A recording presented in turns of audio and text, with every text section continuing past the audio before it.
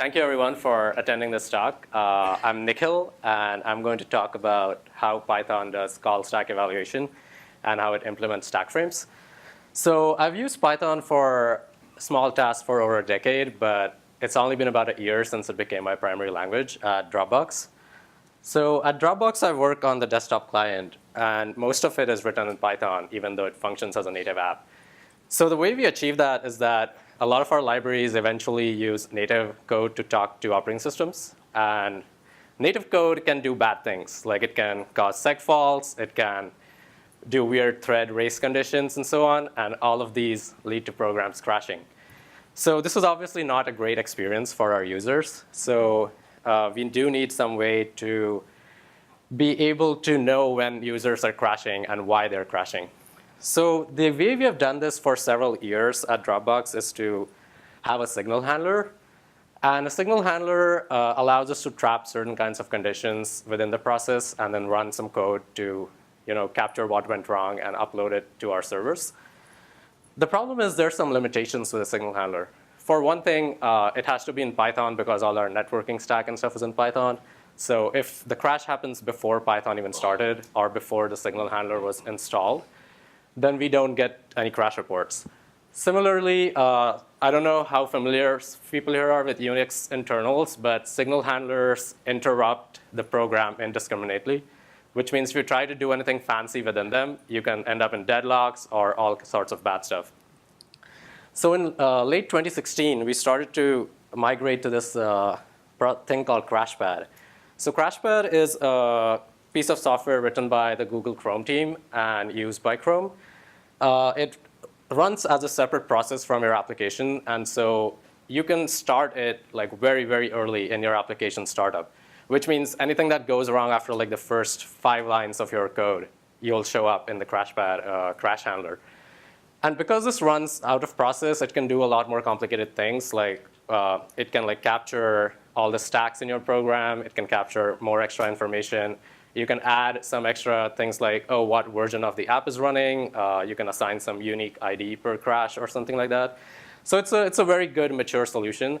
And once it captures the crash, it uploads it to the server where our tool chain processes them, and we can do aggregation to find out which crashes are being hit the most and so on. The problem is Crashpad is designed for native applications. So Chrome, for example, is written mostly in C++. Which means it doesn't really understand Python. So you know how in Python, when a program does something wrong, you get a nice traceback like that, telling you exactly what went wrong. Well, Crashpad sees something like this. And this isn't very useful at all. You can see that something went wrong in C, but then all of this code is just CPython interpreter details. So if we wanted to actually get this shipping to users, we would need to teach Crashpad about Python. So is it possible to get to something like this in our that we can teach Crashpad to do this? So I'll spare you the suspense. Yes, we can. So the way it works is that when Dropbox crashes, it ends up in this suspended state. And then Crashpad can go and do basically access all of the process's memory. And it can read registers. It can read thread states and so on. And so we can leverage this by understanding how the CPython interpreter is evaluating our code. Because if we know what kind of data structures it is using to run our code, then Crashpad can just read a memory of those data structures and capture the information that we need.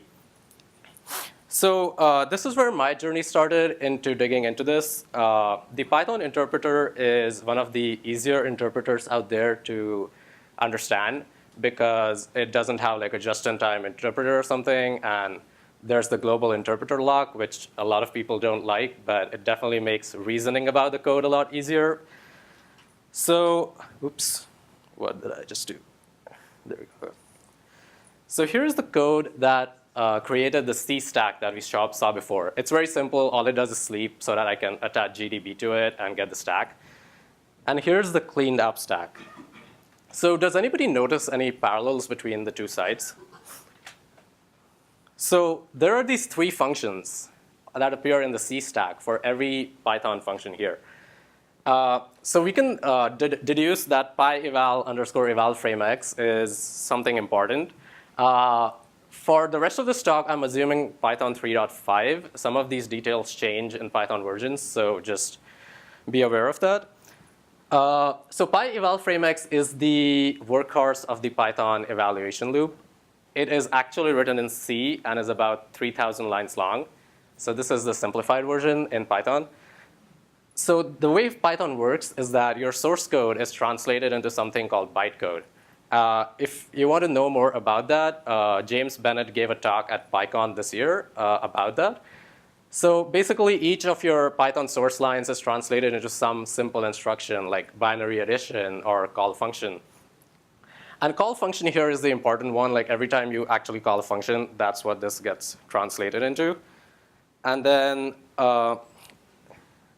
when it encounters the call function, it actually like calls the C function call function that eventually degenerates into fast function. And that is how we get the stack that we saw before, where there were like these three things that kept interleaving with each other. And now you've been noticing that there's these frames and this thread state and so on in this.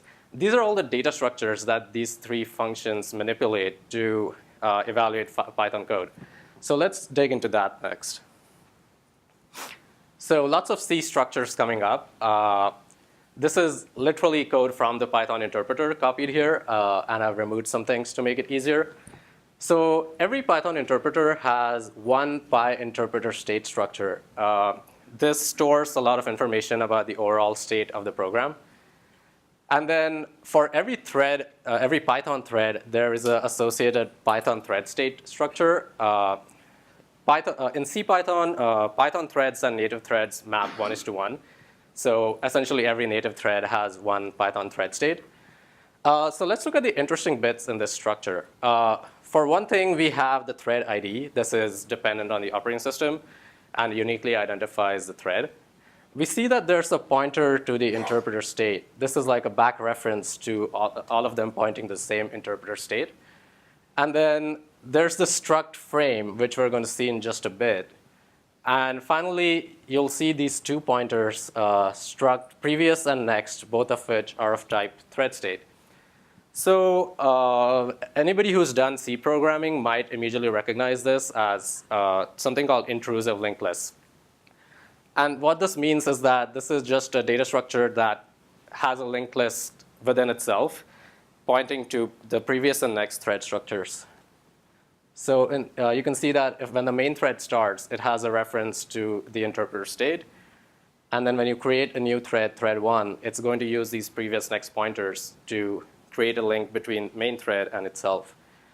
And similarly for thread 2, and the interpreter state's thread state head maintains the head of this linked list. So you can just iterate through them to see all the thread states. And then finally, we have the frame. So each thread state is responsible for evaluating one Python thread, right? And so each function call is represented by what's called a frame. The nomenclature comes from native code execution. And as you make nested function calls, we keep building up these linked lists of frames. And so this f_back can be thought of as a linked list pointer to the next element. And so if you go back here, oops, okay, this is going to take a while. So the thread state's frame pointer that we saw is going to point to the very first, like topmost thread in the evaluation. So when we called main, which called foo, which called bar, and then baz, thread state's frame pointer now points to baz. And then baz's f_back field points to bar, and so on. So again, we can once given a frame pointer, we can walk the linked list and get all the frames that we care about. All right, so the other thing to notice is that there's this PyObject varhead macro here. This evaluates to something that allows basically Python code to access this frame and access certain attributes on the frame. So clearly, the frame structure is really big. And initializing or allocating this can get pretty expensive once you start making thousands of these function calls a minute. So Python interpreter does some interesting things to avoid doing that when possible. I recommend you read the code. There's something called a zombie frame, which I found very funny. Fortunately, most of this is bookkeeping information, so exception types and so on. We can ignore this. It is all used for loops, exception handling, tracebacks, and so on. Let's focus on the simplest case, which is a frame that only evaluates a really simple function.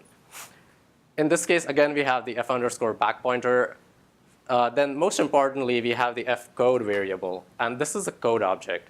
So what I mean is when you write a Python function and it is evaluated, it is translated into this bytecode. And this bytecode and some other associated information is all stored in a code object. And so even if you have like multiple calls to the same function, they're all going to share this code object. Then we have the locals plus array. For those not familiar with C syntax, this means this is an array of by-object pointers that can be arbitrarily sized because it's at the end of the structure. And this is the execution area for each frame. This is where local variables are going to get operated upon, state is going to change, and so on. The f_value stack is a double pointer, which means it kind of points into the locals plus array, and I'll show diagrams of this in just a bit. And it's used to indicate which is the bottommost operating area within the f_locals plus stack. The f_last I variable refers to the bytecode instruction that was last executed by this frame. And we'll see how it's useful for doing some reverse engineering. So this is an example of the frame. Let's take the simple example where there's a caller function that calls the callee with just one numerical argument, and the callee has one local variable. So the caller's frame looks like we saw the whole frame structure. Since it's the first function call, f_back points to the module, and then the thread state's frame pointer points to this frame. Finally, since it doesn't do anything particularly complicated, its stack size is only 2, both of which are empty right now. So we can use the dis module in the standard library to see the actual bytecode when this is being executed. So it's using the two instructions, load global and load constant, to load the callee function itself and the argument 7 onto the stack. And then we encounter the call function opcode that we have seen before. This obviously causes it to enter the call function and the fast function. So here I've folded all the arguments into the diagram for readability, but remember that each of these are pointers to Py objects. Here, when the caller calls the callee, a new frame is created by fast function for it. And we can see that it hasn't started executing yet. And then it allocates 2 slots in the locals plus array because there's the argument itself, and then there's the local variable that we're going to assign. And then there's a stack size of 2. This stack size calculation is done by the interpreter when it compiles your code into bytecode, and we are going to ignore how it does that. And then finally, you can see that the value stack is pointing to the index 2 because that's the stack's operating area, and we don't want to go below it. And f_back has been set up to point to the caller. From here, execution can proceed. So first of all, fast function is going to copy the one argument that was passed to the function into the first slot in the locals plus array. And then we can see the disassembly for the callee function. The first thing that happens is we load a constant 5, so it gets pushed onto the stack. And then we use the store instruction to put it as a local variable. And then we again load both those variables back onto our stack. This seems kind of redundant, like it had 7.5 there and then it has 7.5 again. But the entire Python evaluation loop can only operate on the stack space. And so you have to do this like copying even if it doesn't make any sense. Finally, we encounter the binary add instruction, which is really simple. It pops the first one out, does the addition, and replaces the second one with the answer 12. And then we hit the return value, we pop it off the stack, and we return it to the caller. And that's it. Like, callee's evaluation is done. It'll be cleared up, destroyed, deallocated, whatever needs to happen. So that was a lot of things happening. But that basically is the journey from like starting with a function call to how it gets executed. So The inspect and traceback modules allow you to dig into these frames if you need to. And based on everything that we just saw, we can replicate a lot of this functionality ourselves. So for example, here it is, we can access the top frame in each thread using the sys.currentFrames function. And then we can access various attributes to print stack like that. So that's what we need to do to get it working in our crash reporting, except we have to do all of this in C code outside the interpreter. So there's only one more thing remaining. We know how to walk the stack. We know what data structures are involved to find the stack for each thread. So what's the starting point? The interpreter, the thread states, and the frames are all being dynamically allocated. So we don't have a good way to find the beginning of them. Fortunately, it's all just code. One thing I've realized in my career is that it's all software, and anytime something isn't providing you enough information, you can just make a change, and it'll work. Only remember that when you change the interpreter, you're taking dependencies on stuff that is guaranteed to break at some point. So the one thing we did was we used ThreadLocal Storage. So Python uses ThreadLocal Storage to store the thread states. What I mean is that ThreadLocal Storage is an operating system provided structure where you can have multiple threads sharing the same key, in this case 5, that points to different values in each thread. And so you can see that each thread state is preserved separately. And this is already done by the interpreter. All we needed is a good way to access auto-TLS key. So we use something called a section, which is all modern OSs, their executables allow you to name regions of memory with a well-known name. And that way you can just later, oh, give me the section that's named this, and it'll give you the range of memory you need to look at. And with that, we can go and walk our entire data structure. So eventually we'll reach the frames. And we already saw how to get there. Once we get there, we can use the file name and the name from the code object. These are just Python strings. Decoding Python strings can be a talk in itself, but we just assume they're ASCII and read out the bytes. The other thing we need to do is the code object has the first line number, and the code object also, instead of wasting space mapping every bytecode to absolute line number, has a lookup table called lnotab that stores a compressed form mapping. And so we can decode that and then use f_last_i to look into the table, and then just add the first line number to it to get the absolute line number in our source code. And there's a documentation in the Python interpreter on how that works. So that's it. That's a lot of details, but when you put all of them together, you can go from that to that. And once you get this for every user who's ever hitting a crash, solving bugs becomes like that for Python engineers, right? So this kind of low-level tinkering is not only fun, it makes our engineers significantly more productive. If you haven't read the blog post, Dropbox moved from Python 2 to Python 3 over several million lines of code, shipping to hundreds of millions of clients. We wrote the blog post 2 weeks ago, so I recommend you read that. The Crashpad effort was very instrumental to that, because without accurate crash reporting, we wouldn't know if we broke any users while doing this migration.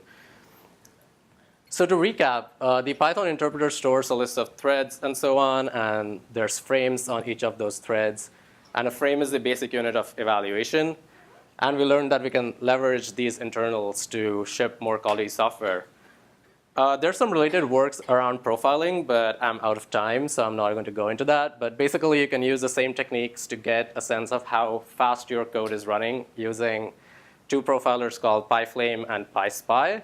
They use exactly what we did today to just do it faster.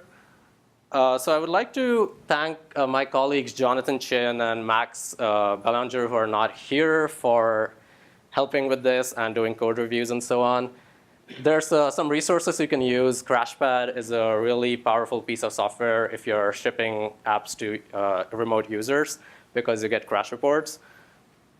And of course, there's the Python source code, which I spend most of my time reading for this talk.